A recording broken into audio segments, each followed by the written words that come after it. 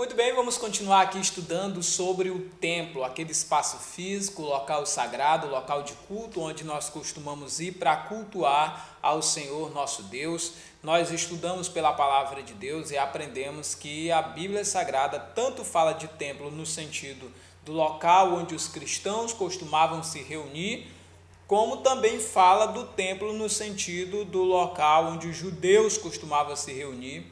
Também fala de templo no sentido de local onde os pagãos costumavam fazer as suas prédicas aos seus ídolos, às suas imagens de esculturas, aos seus deuses, não é? Então nós temos a palavra templo sendo utilizada nos mais diversos sentidos, ou para se referir a diversos locais, mas todos eles têm uma coisa em comum: é o desejo daqueles que ali vão prestar culto para alguma divindade. No nosso caso, como servo de Deus, cristãos, servir ao nosso Senhor e Salvador Jesus Cristo. E eu quero lembrar de uma parte que a Bíblia também fala, é que o templo, o local de culto, é também um espaço dedicado totalmente para o serviço ao Senhor. Isso é que eu quero lembrar a você. Deixa eu trazer uma coisa para você muito importante aqui. O texto de Marcos, capítulo 11, versículo 11, vai dizer assim, e quando entrou em Jerusalém, no templo, observando tudo, como se fosse já tarde, saiu para Betânia com os 12. Nesse espaço de texto, nós observamos Jesus no templo, ele está observando tudo que está acontecendo ali naquele espaço, e isso para nos lembrar que Deus também está conosco ali, quando estamos cultuando. Ele tanto está conosco quanto ele está em nós, pelo que diz a palavra de Deus. E ali Jesus foi ao templo e observou. Quando a viúva pobre deu a sua oferta, Jesus estava observando. Isso demonstra que Deus está ali para receber o culto que prestamos a Ele. Ora, se Ele está recebendo o culto que prestamos a Ele, naturalmente Ele está observando tudo que está sendo feito. Daí porque nós temos que fazer da melhor maneira possível e com o máximo de respeito e consideração para com o nosso Deus. O texto do versículo 15, ainda de Marcos 11, vai dizer, e foram para Jerusalém. Entrando ele no templo, isso já no outro dia, passou a expulsar os que ali vendiam e compravam. Derribou as mesas dos cambistas e as cadeiras dos que vendiam pombas. Sabe o que Jesus estava fazendo? Dizendo, olha, vocês estão usando esse lugar, que é a casa do meu pai, e transformando em outra coisa. Sabe o que Jesus estava dando ali uma mensagem prática?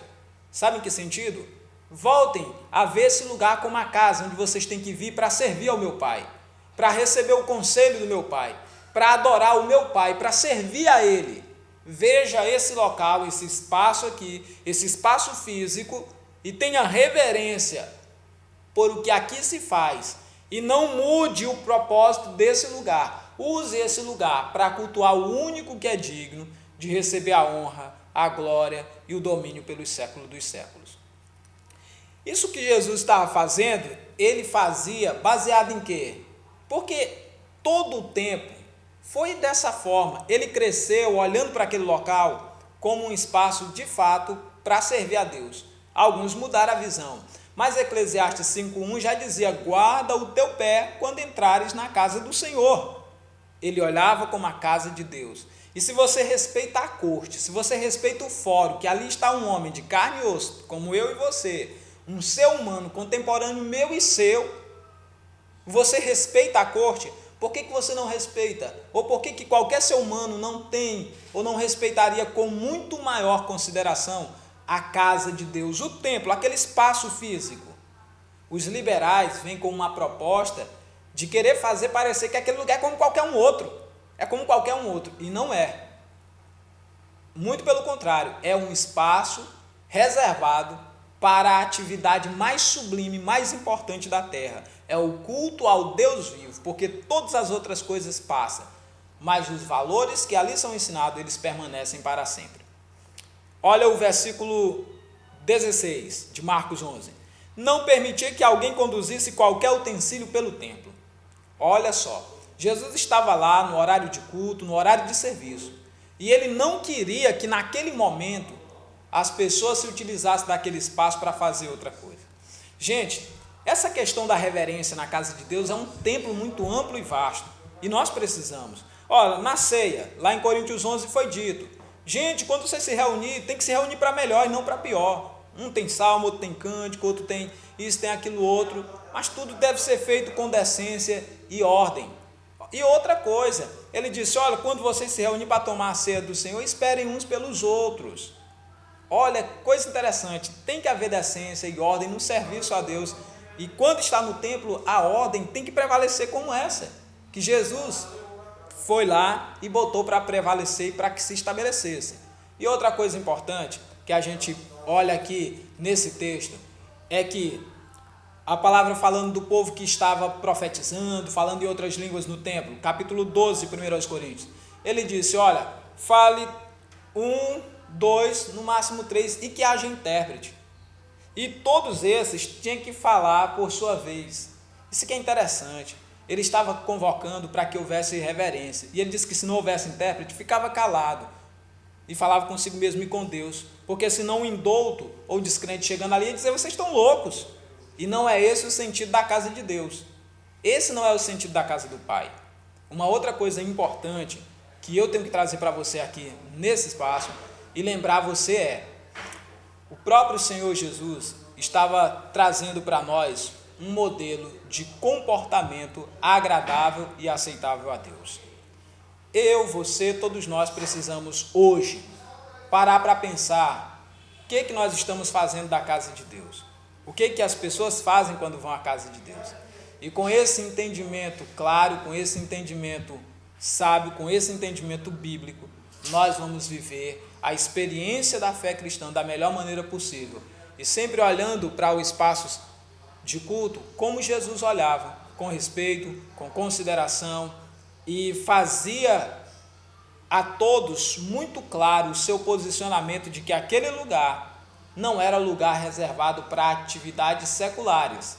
Aquele lugar era reservado para atividade sagrada. Hoje nós temos que ir ao templo com essa consideração e fazer do templo esse espaço de respeito, de reverência, de valorização. Eu tenho que valorizar o culto ao Deus verdadeiro que ali é prestado. E eu quero convidar você a fazer isso também. Conclame as pessoas que vá à igreja onde você vai e participa dos cultos, que tenha o máximo de respeito e consideração para com Deus quando eles estiverem naquele lugar. E que eles façam valer ali dentro a decência e a ordem, como a Bíblia diz. Quando a Bíblia diz que as mulheres devem ficar caladas na igreja porque é vergonhoso falar, e de fato, conversas paralelas é vergonhosa na igreja, não só para mulher, para homens, para quem quer que seja. Devem ficar calados e com reverência e com respeito, cultuar a Deus enquanto estiver na casa do Senhor. Esses textos que trouxemos e muitos outros que fizemos aqui referência a ele e citamos de forma indireta, nos ajuda a preservar e a valorizar o serviço a Deus na casa do Senhor. Que Deus em Cristo Jesus aplique essa palavra ao teu e ao meu coração, em nome de Jesus Cristo.